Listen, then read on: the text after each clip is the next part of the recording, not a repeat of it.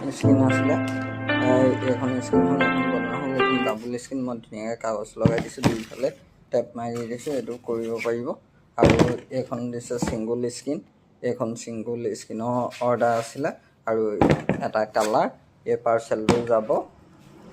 তিতাবৰ এইটো অৰ্ডাৰ দি থৈছে তিতাবৰ এইটো তিতাবৰ অৰ্ডাৰ এইটো তিতাবৰ যোৰহাট যাব এইটো অৰ্ডাৰ হৈ গ'ল এইখিনি আজি মই ডেলিভাৰী